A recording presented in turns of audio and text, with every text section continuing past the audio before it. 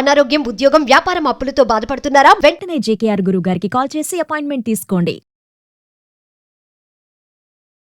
Hello, నమస్తే, welcome to Suman TV. ప్రస్తుతం మనతో పాటు మధు గారు ఉన్నారు. వీరితో ఈరోజు కొన్ని విషయాల గురించి మనం చర్చిద్దాం. హలో అండి మధు గారు, నమస్తే. నమస్తే అండి కీర్తి గారు. సో పోక్సో చట్టం గురించి మాట్లాడిన తర్వాత ఇప్పుడు అది అమల్లోకి వచ్చిందని అన్నారు. అరౌండ్ 2012లో మనకి యాక్ట్ని ప్రజెంట్ చేశారు. సో ఇలా ప్రజెంట్ చేసిన తర్వాత మీరు చూస్తూ ఉంటారు కదా క్రైమ్ రేట్స్, ఏమైనా క్రైమ్ రేట్స్లో తగ్గడం అనేది ఏమైనా జరిగిందంటారా నిజంగానే అమల్లోకి వచ్చిన తర్వాత? అంటే బిఫోర్ ఎలా ఉండింది, ఆఫ్టర్ ద పోక్సో చట్టం వచ్చిన తర్వాత ఎలా ఉంది? కీర్తి గారు, బేసిక్గా ఒక మెరుగైన సమాజంలో క్రైమ్ రేట్ అనేది తగ్గితేనే అది మెరుగైన సమాజం అవుతుంది అంటారు. రైట్ నో మనం ఏ పొజిషన్లో ఉన్నాము అంటే ఒక మిడిల్లో మనం అటు ఇటు ఊగుతున్నాం, మెరుగులో లేము, అలానే అట్టడుగు స్థాయిలో కూడా మనం ఇవాళ క్రైమ్ రేట్ మనది లేదు ఓవరాల్ ఇండియాలో చూసుకున్నట్టయితే. పోక్సో వచ్చిన తర్వాత ఇంతకుముందు చట్టాలు ఉన్నాయి, ఇంతకుముందు కొన్ని చట్టాలు ఉండేవి. పరువుకి భంగం కలిగిన 354, విమెన్ పరువుకి భంగం కలిగిన 375 అని చెప్పి రేపు, తర్వాత 377 ఇట్లా అన్యాచురల్ సెక్స్ అనే కొన్ని సెక్షన్స్ ఉండేవి. సో అంతకుముందు చైల్డ్ అబ్యూస్ జరిగినప్పుడు అబ్బాయికి అయితే అన్యాచురల్ సెక్స్ కింద పెట్టేవాళ్ళు, అమ్మాయి అయితే డైరెక్ట్ కింద దాన్ని కేసు కట్టి దాన్ని ముందు నడిపించేవాళ్ళు. దాంట్లో ఒక స్పెసిఫైడ్ ఏజ్ కానీ చిల్డ్రన్కి జరిగితే ఇలా అనే ఒక నిర్వచనం కానీ ఉండేది కాదు. బట్ లేటర్ ఆన్ 2012లో ఎప్పుడైతే పోక్సోని మనం ఒక చట్టంగా రూపొందించి దానికి కొన్ని యాడ్ చేయడం జరిగిందో, నిర్వచనాలు మరియు శిక్షలు యాడ్ చేయడం జరిగిందో, చాలా వరకు నేరస్తులు తప్పించుకోవడానికి ఆస్కారం లేకుండా పోయింది. ఎందుకు? మీకు నిర్వచనం పర్టికులర్గా ఉంది, శిక్ష దానికి పర్టికులర్గా ఉంది, ఇక మీకు ఉన్నది ఒకటే, ఎవిడెన్స్ ఒకటే కలెక్ట్ చేయడం. ఇంతకుముందు మేము ఎవిడెన్స్ కలెక్ట్ చేసేవాళ్ళం, కానీ దొంగదారుల్లో దొడ్డిదారులు తప్పించుకునే వాళ్ళు ఇప్పుడు ఆ అవకాశం లేకుండా పోయింది. కాబట్టి ఖచ్చితంగా ఈ యాక్ట్ ద్వారా ఒక మెరుగైనటువంటి వ్యవస్థ అనేది నిర్మాణం జరుగుతుందని చెప్పుకోవాలి. తప్పకుండా పిల్లలకు రక్షణ ఈ యాక్ట్ కల్పిస్తుంది. There is no doubt. ఎంత క్రైమ్ రేట్ తగ్గిందంటారు? Good question. ఒక సెన్సస్ ప్రకారం, ఒక రేషియో లెక్కల ప్రకారం, NCRT National Record Crime Bureau ప్రకారం కంపేర్ టు 2018 నుంచి 22 మధ్యలో ఇంతకుముందు 40 ఉంటే ఒక 7%, 8% తగ్గింది, క్రైమ్ తగ్గింది. There is no doubt. ఇంకా తగ్గాలి. అండ్ అంతకు ముందు వరకు 2012 నుంచి 2014, 18 మధ్య చూసుకుంటే క్రైమ్ రేట్ బాగానే ఉంది. అంటే ఎప్పుడైతే సెక్షన్ అమలు, తీర్పులు, శిక్షలు పడడం జరిగిందో కొంతవరకు ఒక 7 నుంచి 8% ఓవరాల్గా ఒక 7 నుంచి 8% తగ్గినట్టే మనం దీన్ని పరిగణించాలి. కానీ అంతటితో అయిపోలేదు. ఎందుకంటే మీరు చూస్తున్నారు 100 నమోదైతే 37 మందికే శిక్ష పడుతుంది అంటే మిగతా వాళ్ళు తప్పించుకుంటున్నారనే కదా. అండ్ ఓన్లీ 7% మీరు తగ్గింది ఓవరాల్ గా చూసుకున్నట్టయితే 7% తగ్గింది. ఎప్పుడైనా క్రైమ్ రూపాంతరం చెందిద్దండి, పూర్తిగా నిర్వీర్యం అవ్వదు, రూపాంతరం చెందిద్ది. ఇప్పుడు ఇది రూపాంతరం చెందుతున్నట్టే దశ మనం అనుకోవాలి. సో దీన్ని చాలా సీరియస్ గా పరిగణిస్తూ మనము దీని రూట్ లెవెల్లో దీన్ని రిపేర్ చేయడానికి ప్రయత్నం చేయాలి. అది నేను మీకు చెప్తాను. కరెక్ట్. సో ఇప్పుడు అంటే నిజంగానే యాక్ట్ వచ్చిన ముందు వల్ల క్రైమ్ రేట్స్ తగ్గాయి అంటే ఓన్లీ 7% అంటున్నారు. ఇలాంటి చట్టాలు నిజంగానే క్రైమ్ రేట్స్ని మనకి ఏమైనా తగ్గించగలుగుతాయా? చేసేవి జరుగుతూనే ఉంటాయి, రేట్స్ వస్తూనే ఉంటాయి.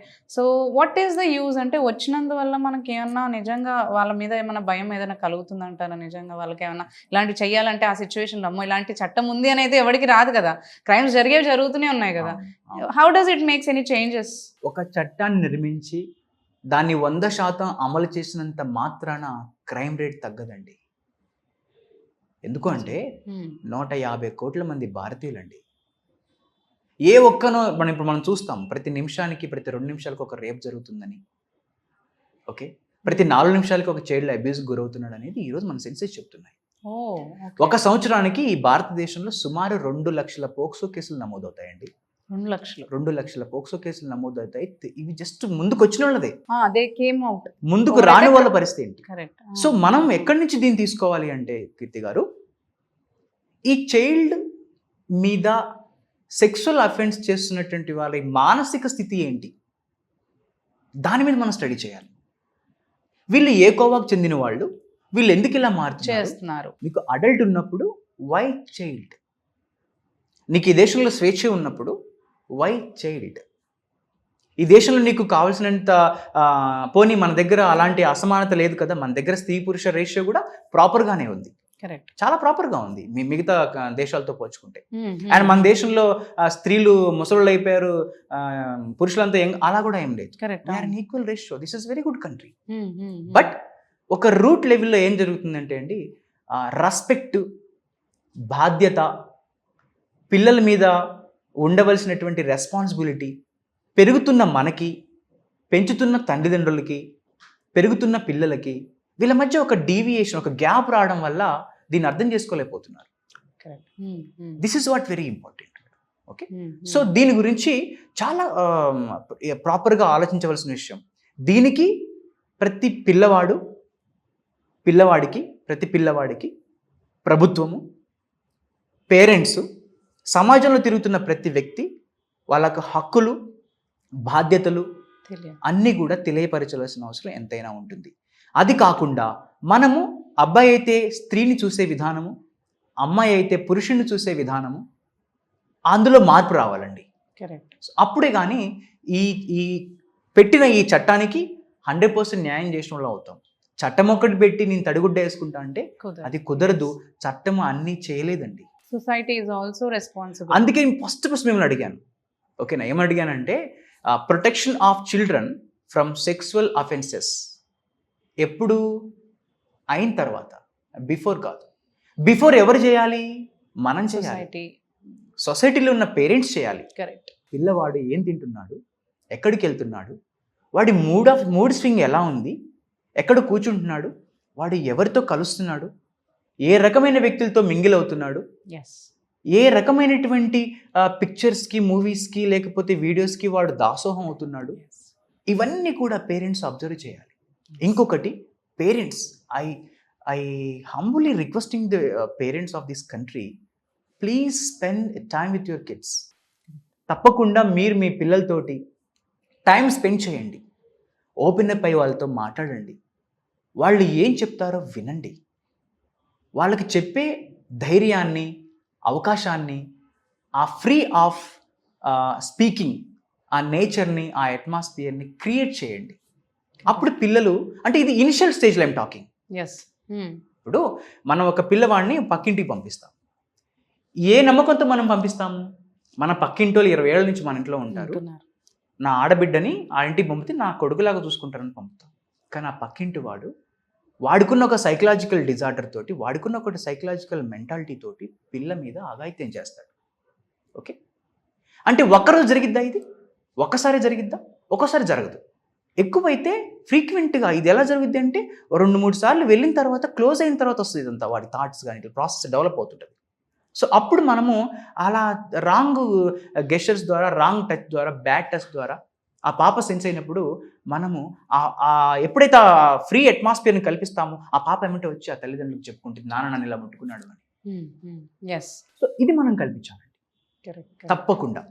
ఇంకా చెప్పుకుంటూ వెళ్తే మేడం, పిల్లలకు ఇలా చిన్నప్పుడే సెక్సువల్ అబ్యూస్ జరిగినప్పుడు వాళ్ళ సబ్కాన్షియస్ మెమరీలో సైకలాజికల్, వాళ్ళ సబ్కాన్షియస్ మెమరీలో ఇది ఫామ్ అయిపోయి సైకలాజికల్గా వాళ్ళు పెద్ద అయిన తర్వాత డోంట్ ట్రస్ట్ ఎనీబడి, చాలా డిస్టర్బ్ అవుతారు వాళ్ళు. చాలా డిస్టర్బ్ అవుతారు. This is very very very serious matter. ఈ దేశంలో పిల్లలే భారతం అంటారు కదా, వాళ్ళ సెక్యూరిటీ, వాళ్ళ మానసిక వికాసం, వాళ్ళ మానసిక పరిస్థితి కూడా ఈ దేశానికి ఒక ఇంపార్టెంట్ విషయమే. ఈ దేశానికి చాలా ఇంపార్టెంట్. వాళ్ళ మానసిక స్థితే ఈ దేశం యొక్క నిర్మాణాలకు మనకు రేపు ఉపయోగపడుతుంది. సో ఇదంతా చాలా రూట్ లెవెల్లో దీన్ని తప్పకుండా పేరెంట్స్ కానీ, సమాజం కానీ, గవర్నమెంట్ కానీ should take care of this. ఇవి కాకుండా జనరల్ హోమ్కి పంపించిన తర్వాత వాడికి థెరపీస్ ఇవ్వాలి. వాడికి థెరపీస్ ఇవ్వాలి. ఏం చేయాలి, నువ్వేంటి, నీ పరిస్థితి ఏంటి, నీ బాడీలో జరుగుతున్న హార్మోనల్ ఎఫెక్ట్స్ ఏంటి, వాటికి నువ్వు ఎలా స్పందించాలి అని దాని మీద వాళ్ళకు తప్పకుండా అవగాహన కల్పించాలి. అట్ ద సేమ్ టైం పెద్ద అయిన తర్వాత ఎవరైతే ఇలా చేస్తారో వాళ్లకు రిహాబిలేషన్ సెంటర్లో పంపించాలి. వాళ్ళ రిహాబిలేషన్ ద్వారా, సైకలాజికల్ స్టడీ ద్వారా వాళ్ళకు మెరుగైనటువంటి వైద్యం ఇవ్వడమే. అది నథింగ్ బట్ వైద్యులే. మనం ఒక సర్వే చెబుతుందండి, ఈ దేశంలో 82% ప్రజలు, అంటే 150 కోట్ల మంది దేశ ప్రజల్లో 82% మంది ప్రజలు సైకలాజికల్ డిజార్డర్తో ఇబ్బంది పడుతున్నారు. అంటే ఇవి చెప్పకూడదు కానీ అందరు సైకోలే ఉన్నాను అర్థం. There are very few that is 20 that those are very like సైకోలు కాదు. సర్వే చెప్తుంది ఏదో నాకు చెప్పట్లేదు, ఇట్స్ ట్రూ. అంటే అది ఏ ప్రాబ్లం అయినా కావచ్చు, కానీ అల్టిమేట్ ఎఫెక్ట్ ఎక్కడికి వస్తుంది? పిల్లల గ్రోతింగ్లో వస్తుంది, పిల్లల పెంపకంలో తల్లిదండ్రులు పడే ఇబ్బందులు వస్తుంది. కాబట్టి ప్రతి తల్లిదండ్రి పిల్లల్ని పెంచేటప్పుడు ఖచ్చితంగా వాళ్ళ పక్కన ఉండాలి, వాళ్ళని తెలుసుకోవాలి, సోషలైజ్ చేయాలి, ఎగ్జాక్ట్లీ అవేర్నెస్ చేయాలి. వాళ్ళ బాడీ మీద వాళ్ళకు ఒక గౌరవం ఏర్పడే విధంగా వాళ్ళ బాడీ యొక్క ఇంపార్టెన్స్ వాళ్ళకి చెప్పాలి.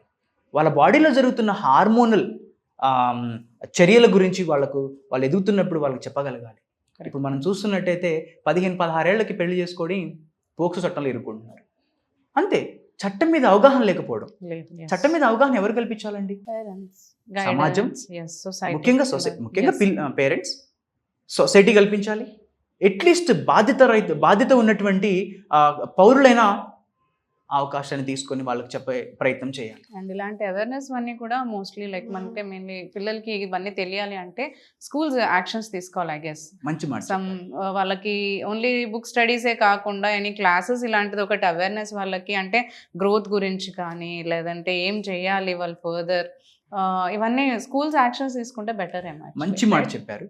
స్కూల్స్ కూడా వాళ్ళకు ఈ టైప్ ఆఫ్ కౌన్సిలింగ్ స్టడీని ఇవ్వాలి. పిల్లలకు ఈ టైప్ ఆఫ్ టీచర్లు స్పెషల్ కేర్ తీసుకొని, ఒక పిల్లవాడు డల్గా ఉన్నాడు అంటే పిలిచి దగ్గర తీసుకొని అడిగేటువంటి ఒక అట్మాస్ఫియర్ మనకు ఉండాలి. అట్లీస్ట్ అవేర్ చేయొచ్చు.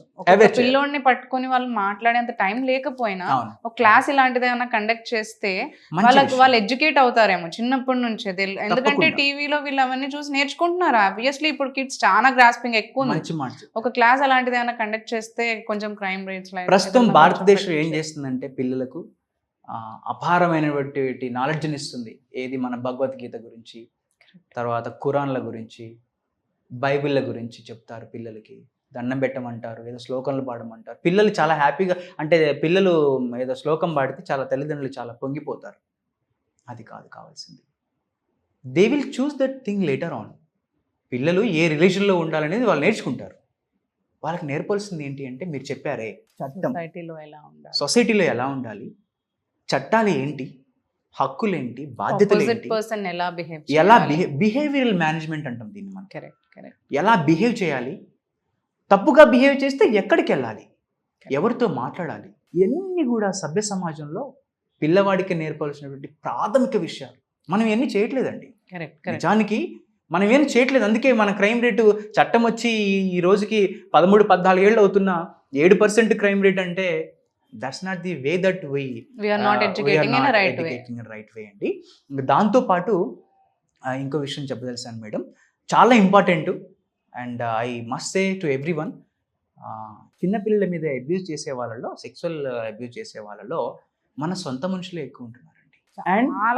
అండ్ అది ఎంత బాధాకరమైన విషయం అంటే చూడండి, మనం అంటే ల్యాక్ ఆఫ్ ఎడ్యుకేషన్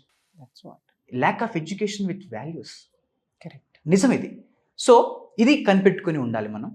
అది శాతం అనేది నిజంగా రోజు రోజుకి పెరిగిపోతుంది అది. ఓకే, దానికి కారణం ఏవైనా ఉండొచ్చు, దానికి రకరకాలుగా ఈ మధ్య చైల్డ్ పోర్నోగ్రఫీ వల్ల కూడా ఇది కొంచెం అవుతుందని చెప్పేసి thing is coming in to act ఇక్కడ. ఎందుకంటే టెక్నాలజీ, ఫోన్స్ అవైలబుల్ లో ఉండడము, నెట్స్ అవైలబుల్ లో ఉండడం, పిల్లల్ని వాళ్ళ పేరెంట్స్ సరిగ్గా వీళ్ళు ఏం చేస్తున్నారు అనేది చూసుకోకపోవడం. ఎక్స్ అండి, బాగా చెప్పారు కీర్తి గారు. అంటే దీనికి ఒకటే అండి, దీనికి మనం ఏంటంటే మనం అనుకున్న psychological level, that is called root level. Psychological level నుంచి వాళ్ళని మనం పైకి తీసుకొస్తే వాళ్ళు ప్రతిఘటిస్తారు, చెప్తారు, ముందే పసిగడతారు, అక్కడి నుంచి ఎస్కేప్ అవుతారు. దీంతో ఇది ప్రివెన్షన్కి ఇది ఒక మార్గం. అంటే ఇప్పుడు మీరు అనొచ్చు, సార్ చేసే వాళ్ళు ఎలాగైనా చేస్తారు, ఓకే, కానీ తగ్గించవచ్చు.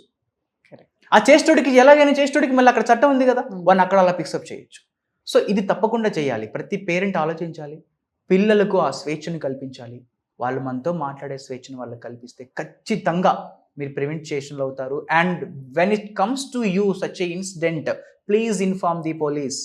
Please inform. డయల్ 100 ఉంది, 1098 ఉంది, మీకు నియరెస్ట్ పోలీస్ స్టేషన్ ఉంది, మీకు నియరెస్ట్ చైల్డ్ వెల్ఫేర్ ఆఫీస్ ఉంటుంది మన ఎనీ గవర్నమెంట్ హాస్పిటల్లో. అది కాకుండా మీరు విలేజర్స్ అయితే మీ అంగన్వాడీ టీచర్ ఉంటుంది, అది కాకుండా మీరు ఇంకా మారుమూల ప్రాంతంలో అయితే మీకు ఆశా వర్కర్ ఉంటుంది. వీళ్ళందరూ కూడా పిల్లల భద్రత కోసమే ఉన్నారు. దయచేసి ఈ అవకాశాన్ని వాడుకోండి. మీ పిల్లలు ఒంటరులు కాదు. మీ పిల్లలకి ఈ దేశం ఎంతో భద్రత కల్పిస్తుంది, ప్రయత్నం చేస్తుంది.